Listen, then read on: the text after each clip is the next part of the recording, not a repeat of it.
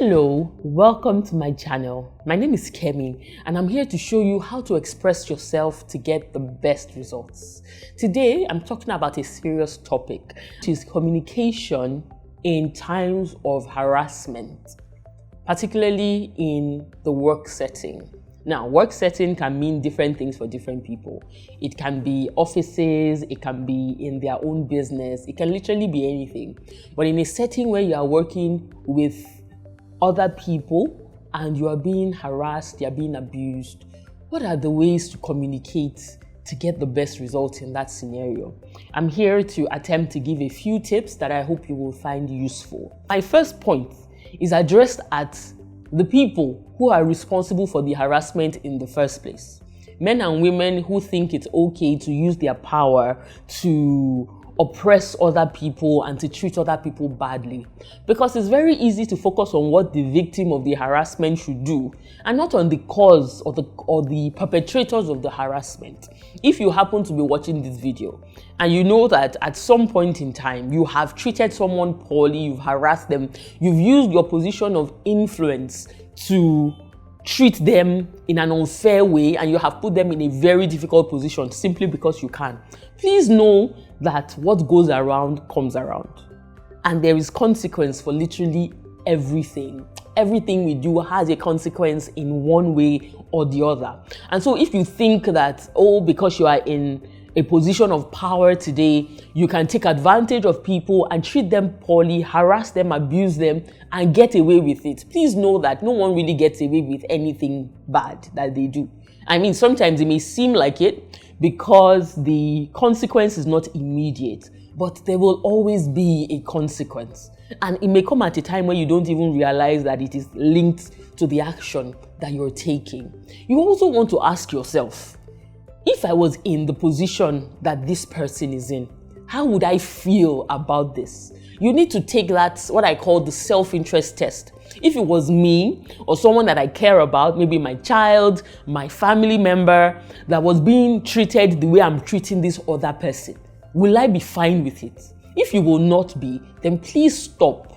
Review your actions and take appropriate measures, because life is too short to make it needlessly complicated and difficult for other people. We shouldn't be placing an unnecessary mental burden on people who have their own life struggles to begin with.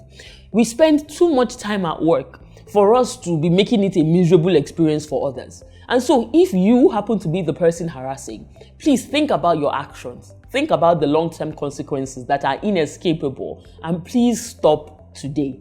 If you are a victim of harassment, here are a few tips that I would like you to bear in mind. Number one, you need a clear head and a clear strategy. What do I mean by this? In today's world, the truth of the matter is it's difficult to prove things that are not tangible, like harassment. It becomes their word against yours, particularly if there is no actual evidence. And we've seen in today's world that sometimes, even when there is what appears to be evidence, it's very easy for people to explain it away and to make light of the situation. And so a clear head and a clear strategy is important. First of all, realizing that yes, you are in this very difficult situation. What is the next step? What do you need to do? How can you get out of this? How can you ensure that this person does not get away with this? The only way to be able to think about that is to have a clear head. And what do I mean by that? It's very easy to be emotional in this sort of times when things like this happen. But I would advise that if you can, speak to a trusted person and focus more on your action plan. What are you going to do? And let it not be an emotional action plan. Think about it that, weigh your options as much as you can and talk to a trusted person if you can. If I report this person, what is likely to happen? If I leave this job, what is likely to happen? What are my options at this point in time? What can I do? Asking those questions and seeking advice, doing some research, particularly when you cannot leave that situation immediately and you're not influential enough or financially buoyant enough to seek an immediate alternative, it's important that you have a clear head and a clear strategy. And usually you would need help with that. So focus on the clear strategy. What are the things that I need to do? And what is the immediate next step that I need to take? That means as much as possible, and as immensely difficult as it is, putting your emotions to a side and viewing it almost like a project that you need to handle. Work on an escape plan. Like I said, even if you cannot leave that situation immediately, you need a plan. That means you're thinking, what do I need to get out of this situation? What do I need to get another job? What do I need to get a better paying job so that I am more financially independent and I am not so reliant? Do I need not to take certifications? Do I need to empower myself in some other way? Do I need knowledge? Do I need to build my knowledge bank? Do I need to take courses online? Is there some other opportunity that I need to seek? Create your escape plan and create it carefully. Okay, because it is not healthy for you to be in that situation for long. So it means perhaps writing down the list of your options, writing down the pros and the cons, and being very deliberate about what that escape plan will be. Document as much as possible. It is extremely important to have receipts, like tangible receipts, because in today's world, it becomes a person's word against that of the other person. And it's so easy for one's experiences to be discountenanced and for other opinions, particularly in this social media age where the entire internet can weigh in on the matter. You don't want your voice to be drowned because you don't have tangible proof. Again, even if you were going to press legal charges and proceed legally, you would need tangible evidence.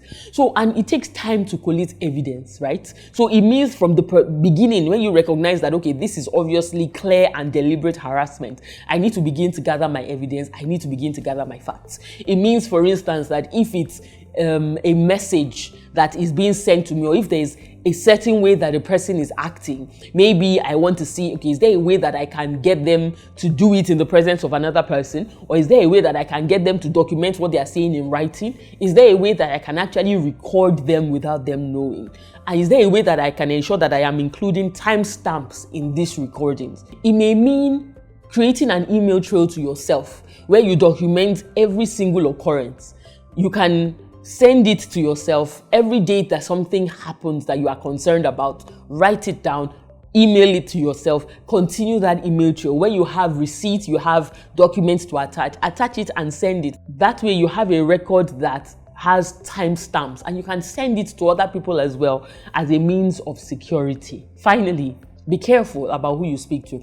Sometimes the obvious people that one could go to in a workplace setting would be, say, head of HR, the head of the department, but you want to be careful about that dynamic. Cause of the harassment is a senior member of staff, is more senior to the HR person or more senior to your boss. It's very likely that they will be reluctant to take action.